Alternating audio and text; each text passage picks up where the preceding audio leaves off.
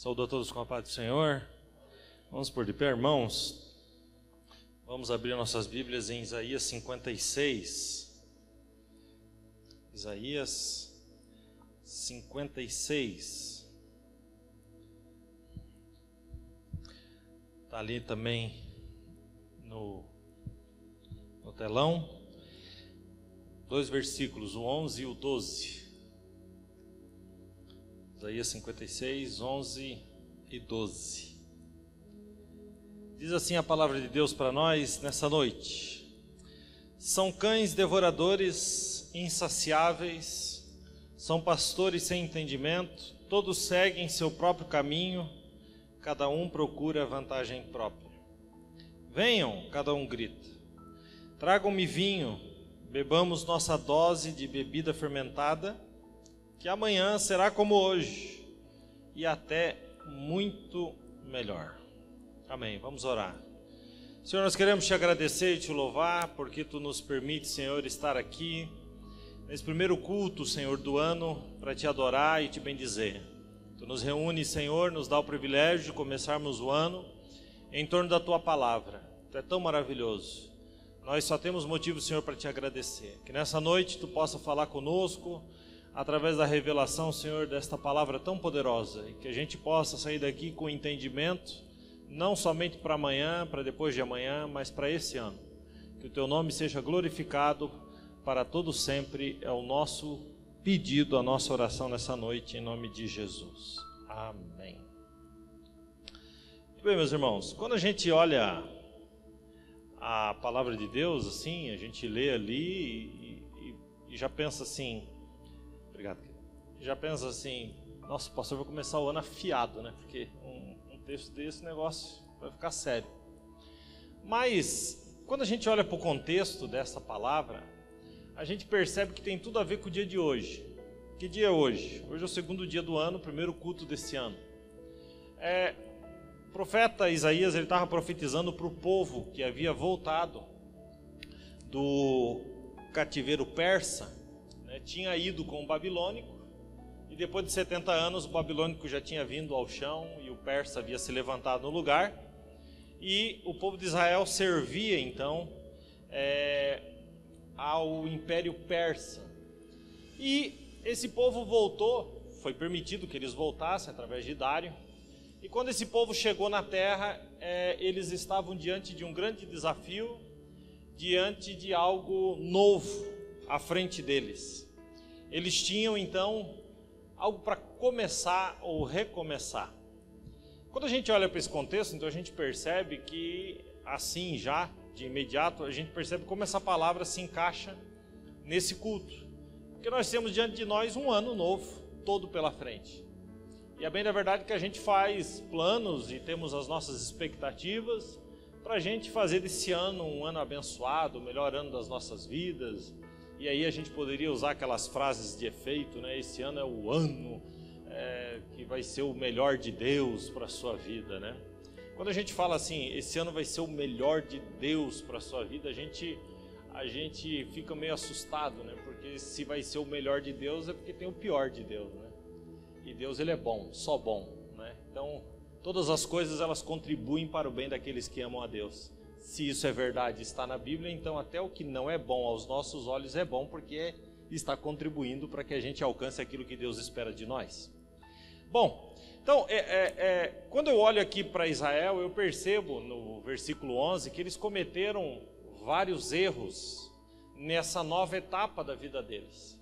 E eu não venho aqui nessa noite para, primeiro, apontar os erros do povo de Israel e dizer que nós estamos cometendo os mesmos. Eu também não venho aqui nessa noite para fazer aqui, equiparar a gente com aquele povo, porque eu acredito que a gente, graças a Deus, a gente está no outro nível de entendimento de palavra de Deus. Mas o que eu quero destacar aqui nessa noite com os irmãos, nesses minutos que eu tenho, é aprender com os erros deles a fazer exatamente o contrário, para que a gente possa de fato alcançar aquilo que a gente tem. Deus havia dado um recomeço para eles, uma nova chance, né? E se fosse para a gente encaixar aqui nessa noite, um novo ano. Estamos nós aí de novo, diante de um novo ano. a gente pode olhar para essa palavra e a gente pode entender que, olhando para aquilo que eles cometeram de errado, se a gente for pelo mesmo caminho, o nosso fim será um fim trágico. Mas eu não preciso aprender com os meus erros. A gente tem que errar para aprender. Eu sou meio contra isso. Eu prefiro aprender com o erro dos outros. Não é isso? Por que eu tenho que errar, sendo que eu vi que alguém errou e não se deu bem, que foi ruim para ele? Por que eu tenho, então, que passar pela mesma coisa para descobrir que é ruim? Eu acho que a sabedoria está justamente nisso. A sabedoria, a palavra de Deus, ela não me manda errar para descobrir o certo. A palavra de Deus já me dá o certo para eu não errar. Então essa é a nossa lógica. Eu não preciso errar para descobrir o que é certo. A palavra já nos mostra o que é certo, né? Então, quando a gente olha ali para aquele texto, a gente pode fazer então 4 pedidos para 2018, só ali no versículo 11. Aprendendo o inverso daquilo que eles cometeram, a gente pode fazer 4 pedidos a Deus, que o Senhor realmente faça isso fluir na nossa vida, para que a gente alcance o ano de 2018, seja realmente um ano abençoado na nossa vida. Bom, o primeiro deles está ali, até a primeira frase, né? Esses cães devoradores insaciáveis. Deus estava revoltado com aquele povo. E o que me chamou a atenção quando eu li esse versículo foi a palavra insaciável. Então, o primeiro erro do povo de Israel com relação ao desafio que estava pela frente é que eles eram insaciáveis. Então, pastor, qual é a lição que eu tenho que tirar disso? A lição que nós temos que tirar disso é que nós temos que ter contentamento. Se a gente tiver contentamento no ano de 2018, muitas coisas da nossa vida serão diferentes daquilo que é atualmente. Em que sentido o contentamento? Primeiro que a gente tem que entender o seguinte: a busca por aquilo que não temos cega ou nos cega para aquilo que já temos. O que é a falta de contentamento? A falta de contentamento, ela gira principalmente em torno daquilo que a gente não tem, não em torno daquilo que temos. Então o que acontece? Cria-se então uma geração de pessoas, uma multidão de pessoas que nunca estão contentes com nada, que nunca têm motivos para agradecer a Deus por nada. Por quê? Porque vivem em total descontentamento. Então, eu vou dar um exemplo aqui. Eu tenho um carro, mas o que eu queria ter mesmo era outro. Eu não sou feliz com aquilo que eu tenho, porque o que eu queria ter era outro. Eu tenho um casamento, mas eu não sou feliz com o casamento que eu tenho, eu queria ter mesmo era outro. Eu tenho filhos, mas esses meus filhos só me dão trabalho. Bem da verdade, eu não queria ter esses filhos, eu queria mesmo era ter o filho dos outros.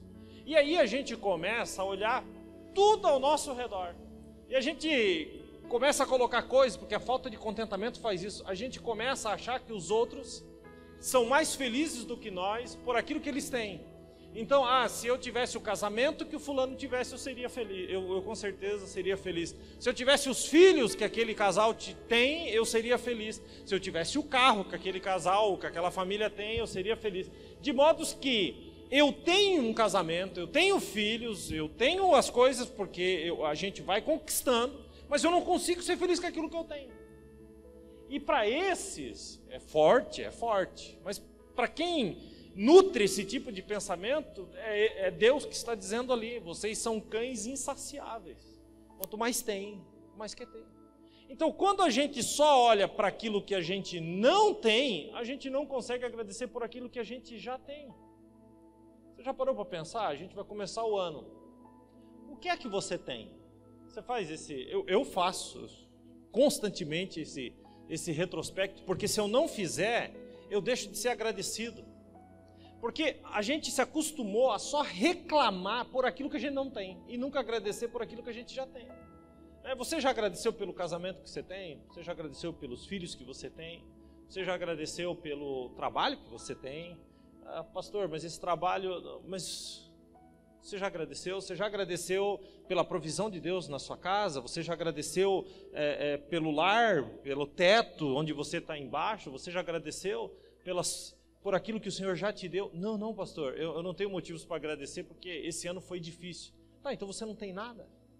Você já agradeceu pelas amizades que você tem? Você já agradeceu pela vida que você tem? Você já agradeceu pelo ar que você respira? Quando a gente passa a ter um contentamento, um preenchimento, tudo aquilo que eu não tenho e vem, amém, é um motivo a mais para eu me alegrar. Mas e se não vier? Não tem problema, porque Deus me deu muitas coisas e eu sou muito feliz por aquilo que o Senhor já tem me dado. Então o nosso coração fica um coração mais grato, fica um coração onde a gente realmente começa a perceber que o contentamento da nossa alma está em outras coisas. Qual é o principal contentamento que devemos ter? Nosso contentamento diante do nosso relacionamento com Deus. Salomão escreveu em Provérbios 15:8, o sacrifício do ímpio é abominável ao Senhor. Agora observe, mas a oração do justo é o seu contentamento. A oração passa a ser o nosso contentamento, o privilégio de poder dobrar os joelhos e dizer, Senhor, eu estou na tua presença, isso me alegra. Então não fique para baixo por aquilo que você não tem. Eu fiz tantos planos, eu até falei aqui na virada de ano novo, né? A gente tem uma lista de coisas que a gente pede para Deus, né? Pede, né? E apresenta para Ele bem na virada do ano novo, né? E o meu conselho no final de ano foi, ok, apresente para o Senhor, isso é bom, é interessante, é importante. Agora apresenta um papel em branco para Jesus e diga, olha, escreve nesse papel em branco o que tu espera de mim para 2018. A gente emudece, porque a gente quer tantas coisas, e parece que se ter essas coisas a gente vai ser mais feliz. Não vai ser, eu garanto para você. Porque se eu tiver um carro melhor eu vou ser feliz. Aí compra o carro. Daí, passou uma semana, eu já até enjoou do carro. E aí eu quero outras coisas, E tem gente que é tão descontente que vive em torno do descontentamento. É descontente com tudo. É descontente com o lar que tem, é descontente com aquilo que ganha, é descontente com tudo. Irmãos, o primeiro conselho dessa noite, que a gente não seja taxado por Deus como um cão insaciável, mas que a gente seja encontrado por Deus como aqueles que trabalham, sim, que buscam as coisas, sim, mas que têm alegria no espírito, que têm contentamento diante do Senhor. Então, meu primeiro conselho, agradeça a Deus por aquilo que você já tem. Agradeça a Deus. Agradeça a Deus. E à medida que eu vou falando aqui, eu espero que você vá buscando coisas na sua mente, coisas pelas quais você já pode agradecer a Deus. Quantas coisas a gente pode agradecer a Deus. E você viu que esse sentimento parece que tira uma angústia permanente da gente? Que parece que o mundo nos empurra para essa busca de coisas, e de repente a gente vem num culto como esse e a gente começa a falar de contentamento em Deus, parece que a gente se sente mais aliviado. Parece que a carga a gente está soltando no chão, porque é isso que Deus espera de nós. Seja contente, né? Buscai primeiro o reino de Deus, a sua justiça, fica tranquilo, as demais coisas vos serão acrescentadas. Olha que leveza nessa palavra. Então, a primeira coisa, meus irmãos, vamos ter contentamento. A segunda coisa, vamos acompanhando lá, versículo 11, a segunda linha, são pastores sem entendimento. Então, o que eu preciso para 2018? Ter entendimento, sabedoria. Então, se por um lado eu tenho que ter contentamento, por outro eu tenho que ter sabedoria. Sabedoria para quê? Para a gente lidar com os projetos que Deus nos deu. Porque tem muita coisa que a gente puxa para a nossa vida que não foi Deus que nos deu. A gente puxou para fazer e de repente a gente está estressado fazendo, cansado fazendo. Eu lembro de uma vez que a minha irmã trabalha em banco e ela decidiu fazer uns brincos personalizados para vender. Lembra que tinha uma época que usava uns brincos com pena? Ninguém lembra, só eu, né? Bom, uns brincão personalizados. Então ela saía do banco na sexta-feira, 6 horas, e ela atravessava o final de semana inteiro com aquele negócio e fazendo. E aquilo ela foi estafando. E chegava, ou tinha que entregar uma encomenda segunda-feira, e ela já não ia no culto sábado, domingo, que ela tinha que entregar. E aquilo foi estafando. E aí ela quase entrou em parafuso, entrou na presença de Deus, e ela disse: Senhor, eu não aguento mais, a minha vida está difícil. E Deus falou claramente com ela: você está fazendo coisas que eu não te mandei fazer, você está fazendo porque você quer fazer. A gente puxa coisas para a gente fazer que não foi Deus que deu para a gente fazer. E aí a vida vira uma estafa, né? Um estresse total. Calma, coloque os teus projetos com sabedoria diante de Deus. Qual é o seu projeto? O seu projeto é Deus. Depois, família. Depois, ministério. Depois, negócios, trabalho. Aquilo que gradativamente o Senhor vai colocando. Então você tem que ter essa sabedoria. E essa sabedoria ela é baseada no temor de Deus. Espera aí, será que... Ó o temor de Deus. Eu vou fazer isso? Porque eu não sei se Deus quer que eu faça. Se isso não te passa na mente, os teus projetos não estão diante do Senhor. Então, se aquilo que você vem fazendo, você tem perguntado para Deus: é isso, Senhor? É isso? É isso? Está aqui o Jesuíno, tinha um projeto tudo atravessado, né, Jesuíno? Esses tempos atrás sentou e falou: não, pastor, eu quero fazer um projeto certo, projeto de trabalho.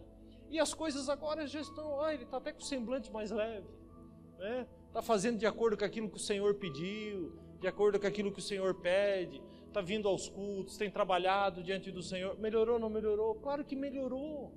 Por quê? Porque a gente pega um projeto e diz assim: eu quero ter sabedoria, mas essa sabedoria vem de Deus. E o princípio, né, o temor do Senhor, ele é o princípio da sabedoria. Salmo 111, 10. Temor, eu tenho que ter temor. As coisas que eu estou fazendo, é aquilo que Deus quer que eu faça? Não sei. Então peça sabedoria. Peça sabedoria, né?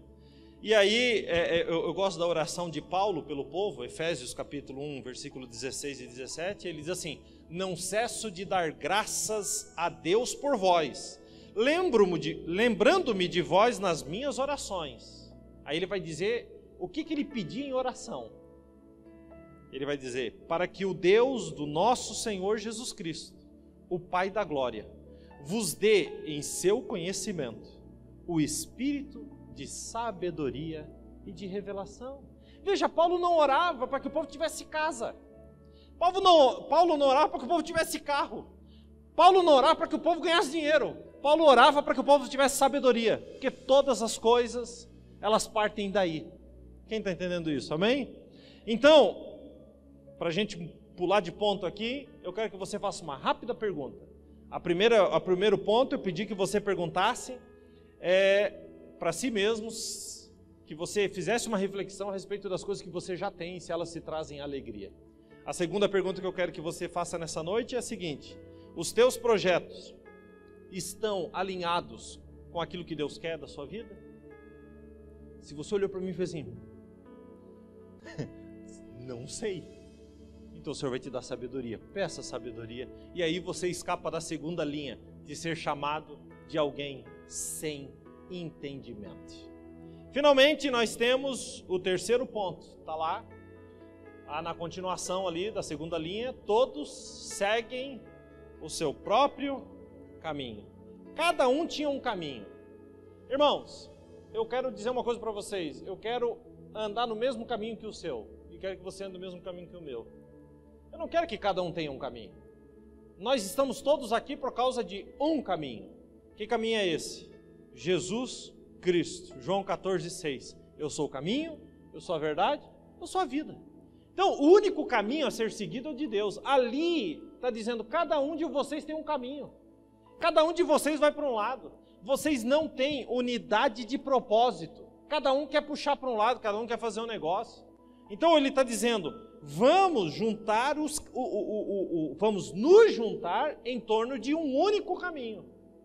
Um dos versículos que eu mais amo na Bíblia Sagrada, Hebreus 12:1, diz lá: portanto, nós, olha, plural, nós que estamos rodeados de uma tão grande nuvem de testemunha, diz assim: deixemos todo o embaraço e o pecado que tão de perto nos rodeia, vírgula, deixa eu só fazer uma pausa aqui, deixemos todo o embaraço e o pecado que tão de perto nos rodeia. Olha a diferença: embaraço, pecado. Tem coisa que você enche a boca para dizer, mas não é pecado, e talvez não seja mesmo, mas é embaraço. Tudo aquilo que te impede de fluir na presença de Deus, ainda que não seja um pecado, pode ser um embaraço. Então a gente tem que tomar cuidado até com as coisas. E o que é um embaraço? É aquilo que me prende. Então você fala assim, agora eu vou arrumar um serviço extra. É porque eu estou precisando, tal, e eu tenho que honrar as minhas contas. Aí você vai arrumar um serviço extra. Isso é um pecado? Não. Você quer pagar suas contas, está tudo certo. Mas daí esse serviço extra te tira da igreja. É um embaraço. É um embaraço. Aí você não consegue mais vir em culto nenhum. Você não consegue mais ouvir uma palavra. Você perde o direcionamento. Então não é um pecado porque você está ganhando dinheiro para pagar suas contas, honrar os seus contas. Mas por outro lado virou um embaraço. Então pastor, o que eu faço? Se endivide menos, meu filho. Para não ter que se embaraçar com as coisas dessa vida. Então isso é sabedoria, isso é entendimento. Né? Paulo escrevendo, ele diz assim, tem um versículo que diz assim, exorto-vos, 2 Tessalonicenses 3,12, exorto-vos por nosso Senhor Jesus Cristo, que trabalhando com sossego, comam o seu próprio pão. Então Paulo está dizendo assim, não fica louco não, trabalhe com sossego, coma o seu pão. E aí ele, na continuação desse texto, ele diz, e não se canse de fazer o bem. De fazer o bem. Então a gente tem que colocar tudo isso na balança para ver o que é que hoje não é pecado, mas é embaraço, está me afastando de Deus. Né? E aí ele vai terminar o versículo que nós estávamos dizendo, deixemos todo o embaraço e o pecado que tão de perto nos rodeia e corramos, plural, corramos com paciência a carreira que nos está proposta. A carreira está no singular, porque é um caminho. A carreira é um caminho. Mas para eu correr a carreira, eu não vou no singular, eu vou no plural. Corramos a carreira que nos está proposta. Em outras palavras, irmãos, o sábio Salomão já havia escrito, melhor serem dois do que um. Eclesiastes capítulo 4, versículo 9 e 10. Porque ele diz, porque tem melhor paga do seu trabalho, aí ele vai explicar, porque se um cair, o outro levanta o seu companheiro. Aí ele diz, mas ai daquele que estiver só, pois caindo não haverá outro que o levante. Observe então que ele está dizendo que eu não estou aqui só para andar com você, eu não estou aqui só porque dois é melhor do que um.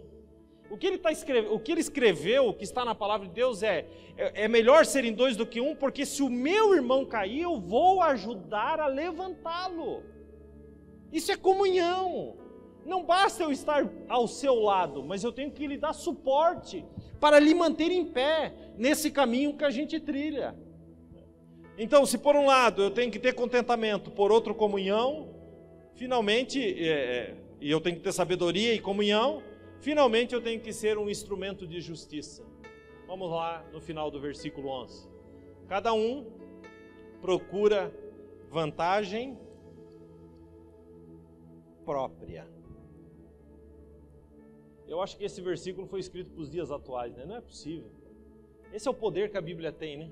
De pegar uma palavra escrita quase 3.000 anos atrás e fazer ela viver na nossa frente aqui. Parece que está falando da sociedade atual, vantagem própria.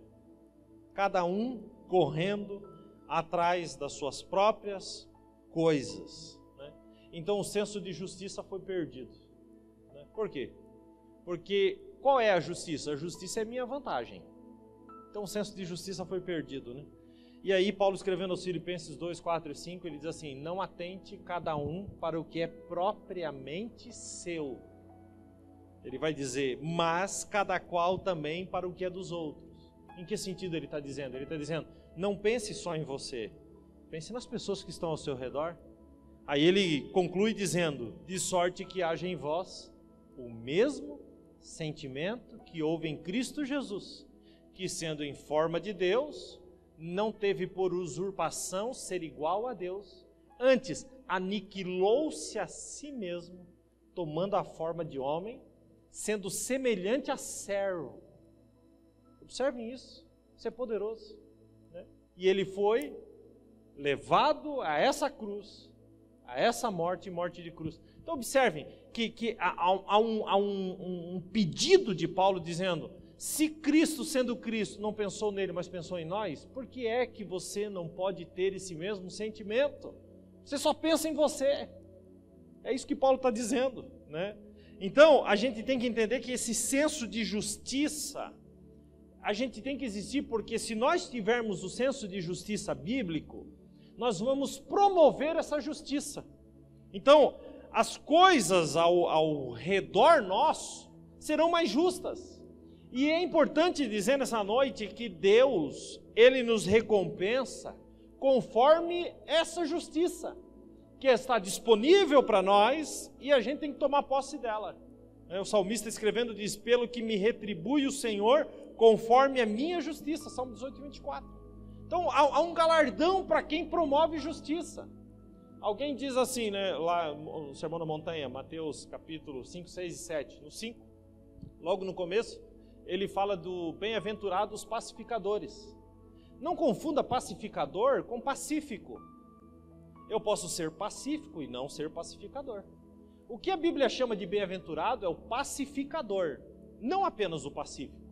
Porque o pacífico é aquele que vê duas pessoas brigando e diz: eu não me meto nisso porque eu não gosto disso, eu sou pacífico. Agora, o pacificador é aquele que promove a paz. Então ele diz assim: opa, peraí gente, calma aí, calma.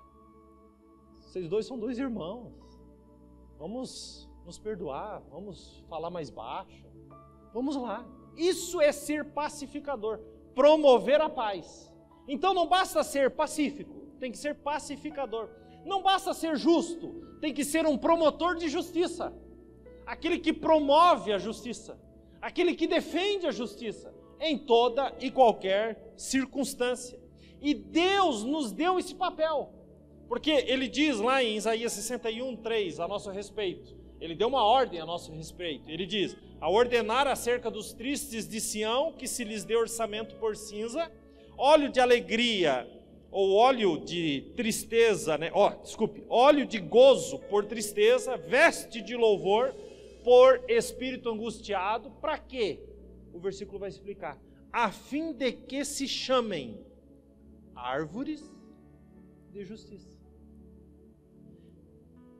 Eu acho isso maravilhoso, porque o Senhor está dizendo que Ele nos salvou para que a gente fosse conhecido como árvores de justiça. O que é uma árvore de justiça? É aquela que os frutos são a justiça. A ornamentação é justa. Tudo que ela promove é justo. Então Deus não nos chamou apenas para que a gente não faça mais o que fazia antes. Não apenas que não faça mais, mas que promova ao nosso redor para que os outros também não façam. Isso é promover a justiça. Então, quando a gente olha para aquele versículo, a gente percebe que a gente descobre aí 4 coisas, o último instrumento de justiça. E se a gente não entrar pelo caminho que eu estou dizendo, olha a loucura do 12. Aí eles olham um para os outros e digam: venham, cada um grita, tragam-me vinho, bebamos nossa dose de bebida fermentada, que amanhã, como hoje, que o ano de 2018, como o ano de 2017, é até muito melhor. Vai dar certo, vai dar tudo certo, amanhã vai ser bom. 2017 foi bom, mas 2018 vai ser bom. Não, não vai ser bom. Não vai ser melhor.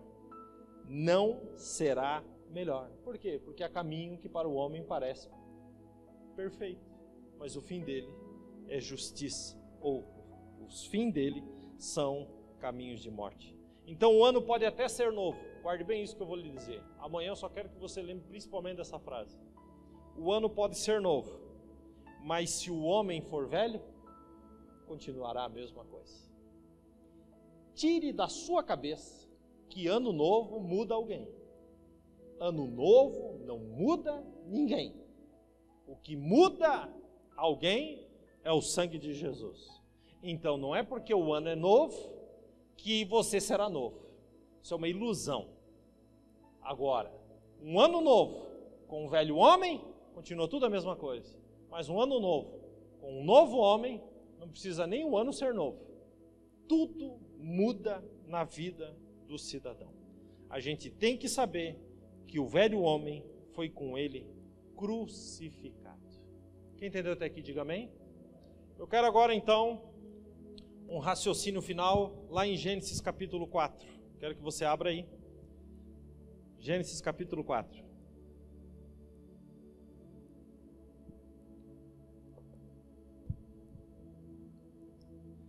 Gênesis capítulo de número 4. Quem achou diz amém. O versículo só o 26.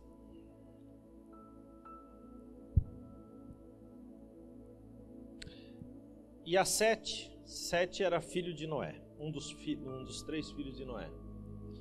E a Sete mesmo também nasceu um filho, e chamou o seu nome, o que está escrito na sua Bíblia? Enos. Então, observe agora, se começou a invocar o nome do Senhor. O que esse nome tem a ver com essa frase tão impactante? Até aqui não havia oração. Oração não. A partir desse momento, eles começam a invocar o nome do Senhor. Que nome é esse? Enos. Então, quando a gente vai estudar um pouquinho do hebraico do Velho Testamento, a gente descobre uma coisa muito interessante aqui, e eu quero aplicar no final dessa mensagem. Existem 4 nomes no hebraico para homem. Homem. Quando eu digo homem, eu estou falando aí de humanidade, então mulher. A primeira palavra é A-D-A-M, Adão, ou Adão no português. Adão. Adão, ele significa o homem quanto à espécie, a raça humana. Então Adão significa homem no hebraico, mas o significado é o homem quanto à sua espécie, a raça humana. Ainda no Velho Testamento a gente encontra o ISH, Ish. Ish nada mais é do que o homem no gênero masculino, e mulher, I-S-H-A, Isha, mulher. Então, tá aí só para explicar. O terceiro chama Geber, G-E-B-E-R, que significa o homem como um ser racional. Então ele está acima dos animais que são irracionais. E a quarta palavra é Enosh, ou Enos, do jeito que está aí. Enosh, N-O-S-H, significa o homem quanto a criatura, especialmente fraca, frágil, que não sabe dizer quanto tempo tem de vida, que não sabe transformar um cabelo da raiz branco ou preto, que não tem o poder sobre si próprio e que depende de Deus. Então, quando esse versículo diz, e chamou o seu nome Enosh, ele está dizendo, esse cidadão era um homem frágil, fraco, que não conhecia o número dos seus dias na terra e que era totalmente dependente de Deus. Então, só alguém com essas características, que sabe disso, invoca o nome do Senhor. Deu para entender isso ou não? Aí Jesus veio a essa terra e diz que ele era o filho do homem. Já leram isso? Não, está no Novo Testamento. O filho do homem, o filho do homem, semelhante ao filho do homem, o filho do homem. Jesus se intitulava, entre os títulos que tinha, de filho do homem. Então Jesus era filho de Adão? Não. Não é na espécie que ele se referia. Então Jesus era Ish, masculino, não era disso que ele se referia. Era Geber, racional, não era isso que ele se referia. Ao que Jesus se referia quando dizia que ele era filho do homem? Ele se referia ao fato de que ele, na terra, era dependente de Deus. E principalmente, dependente de invocar o nome do Senhor.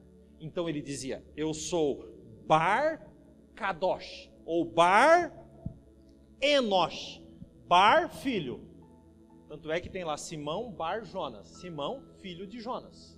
Então Jesus dizia, eu sou Bar Enosh, eu sou filho do homem. Mas que homem é esse que ele se referia? Aquele que invoca o nome do Senhor e é dependente desse relacionamento com Deus. E aí quando a gente olha para o Novo Testamento, a gente percebe que todos os dias Jesus estava nos montes orando. Existem inúmeras passagens que ele se retirava para orar, se retirava para orar, se retirava para orar. Para quê? Por quê? Porque ele era o Enosh, o Enos, aquele que invoca o nome do Senhor. Então, eu não estou aqui para dizer para você que você é humano, porque você é. Não estou aqui para definir o sexo nessa noite. Você é Ish ou Ishá. Não estou aqui para dizer que você é racional, Geber. Mas eu estou aqui para despertar você para o seguinte: você é filho de Enos, ou você é da linhagem de Enos, aquele que invoca o nome do Senhor. Enquanto a gente perceber isso, quando a gente finalmente compreender isso, então a gente vai perceber que essas 4 características que eu disse para vocês, elas dependem única e exclusivamente dessa última. Quando nós invocamos o nome do Senhor, então nós temos contentamento, nós temos sabedoria, nós temos comunhão e nós somos instrumento de justiça. Que Deus coloque isso dentro do nosso peito e que a gente rasgue o ano que está iniciando, lembrando que nós devemos invocar o nome do Senhor. Para terminar, eu quero invocar o nome do Senhor com você nessa oração. Vamos nos pôr de pé.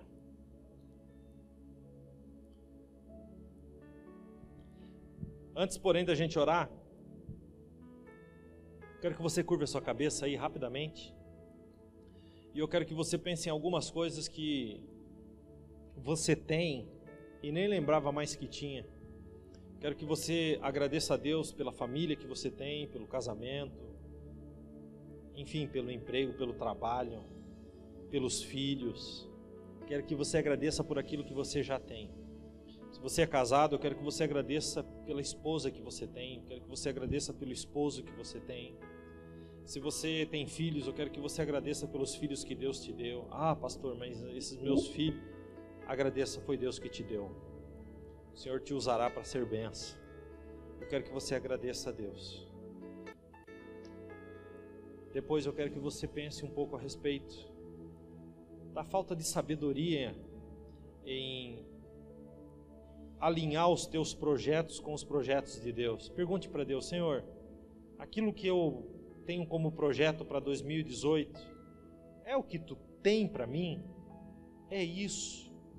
Peça sabedoria para você enxergar isso, porque quando a gente quer muito uma coisa, a gente acha que Deus também quer. Isso não é verdade. Uma vez que você pediu sabedoria, peça comunhão com os irmãos para Deus. Peça para Deus para caminhar ao lado de pessoas que te aproximam de Deus. Se afaste do caminho do ímpio. Se afaste das pessoas que te afastam de Deus. Caminhe ao lado de pessoas que te levam para o céu. Tenha comunhão com essas pessoas. Peça para Deus para você ser instrumento de justiça dentro da sua casa, na rua, no seu trabalho. Não só instrumento de justiça, mas aquele que promove a justiça. E finalmente, Enos nasceu, e com ele começou a se invocar o nome do Senhor. O ano de 2018 nasceu, e que com ele você comece a invocar ao Senhor todos os dias. Pai, em nome de Jesus, nós queremos te agradecer. Começamos o ano, Senhor, invocando o teu nome, pedindo a tua graça, a tua sabedoria, pedindo, Senhor, comunhão, pedindo entendimento, pedindo, Senhor, contentamento. Que tu nos faça perceber, Senhor, aquilo que tu tens para nós. Que Tu faça, Senhor, que Tu nos faça perceber, Senhor, aquilo que realmente importa. Que a gente possa separar o precioso do vil. Que a gente possa, Senhor, nos levantarmos para essa geração que são como cães, Senhor, insaciáveis. Que são, Senhor, como pessoas que não têm entendimento, que seguem seu próprio caminho. Como pessoas, Senhor, que só pensam em si próprias, que só buscam vantagem em cima de tudo. E que além de tudo ainda pensam, Senhor, que tudo continuará a mesma coisa e que será melhor. Não, não será melhor. Senhor, que Tu nos faça entender que a cada novo ano que nasce é uma oportunidade para que a gente também se renove para algo novo, algo mais profundo contigo. Que as velhas coisas, Senhor, fiquem no ano que passou e que a partir desse ano, Senhor, a partir do entendimento que nós devemos invocar o Teu nome, a gente possa realmente compreender, Senhor, a profundidade das coisas que Tu tens para nós. Nos dê um ano abençoado, que a gente possa crescer na Tua palavra, que a gente possa compreender as riquezas da sabedoria que Tu tens escondido dentro desta palavra tão poderosa. Abençoa as pessoas que aqui estão, abençoa, Senhor, as famílias aqui representadas, e que o Teu nome, Senhor, seja sempre glorificado no nosso meio, para a glória de Jesus. Amém. Amém. Restauração 2018, o ano do crescimento.